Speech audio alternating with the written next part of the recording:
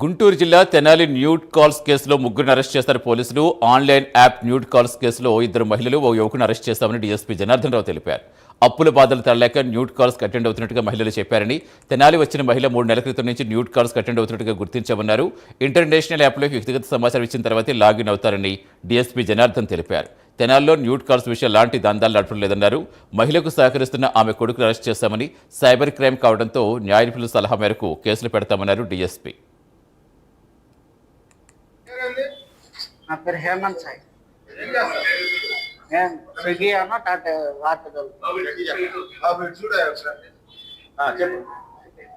ఆటోదోలు కూడా ర్యాపిడో చేస్తాను. 3వ పట్టణ పోలీస్ స్టేషన్ పరిధిలో ఆన్లైన్ యాప్లో ఈ అశ్లీలంగా కనిపించడం, దాన్ని పరంగా డబ్బులు సంపాదించడం అనే దాని మీద మేము ఒక కేసు రిజిస్ట్రేషన్ జరిగింది. ఆ కేసులో పూర్వాపరాలు విచారించి వారిని విచారించినప్పుడు కొన్ని వాస్తవాలు వెలుగు చూశాయి.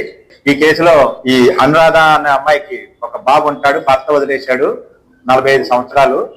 పిల్లాడిని ఇంజనీరింగ్ చదివించుకుంటా పిల్లాడి మధ్యలో లవ్ మ్యారేజ్ చేసుకుని చదువు మానేశాడు. అప్పుడుపాలు అయింది. అప్పడాల కంపెనీలో పనిచేసేది. ఈ అమ్మాయికి స్నేహితురాలు విజయవాడలో ఉంది. అక్కడ అయితే కొంచెం డబ్బులు ఎక్కువ వచ్చి పని దొరుకుతుందని విజయవాడ ఈడ్పుగా వెళ్తుంది. వెళ్ళి అక్కడ పని కోసం ఎదుర్కొన్న క్రమంలో ఇంటి పక్కన ఉన్నవాళ్ళు ఈ ఆన్లైన్ యాప్లో మనం ఎన్రోల్ అయ్యి ఇట్లా మాట్లాడడం, అవతల వాళ్ళతో మాట్లాడితే లేదంటే చిట్ చాట్ చేస్తే డబ్బులు వస్తాయని చెప్పారు. దాని మీద ఈ అబ్బాయి సహాయంతో అమ్మాయి ఆ యాప్లో ఎన్రోల్ అయింది. ఆ యాప్లో ఎన్రోల్ అయిన క్రమంలో ఆ ఆధార్ కార్డు ఆమె ఫేక్ రికగ్నిషన్ తోనే ఎన్రోల్ అవుతారు.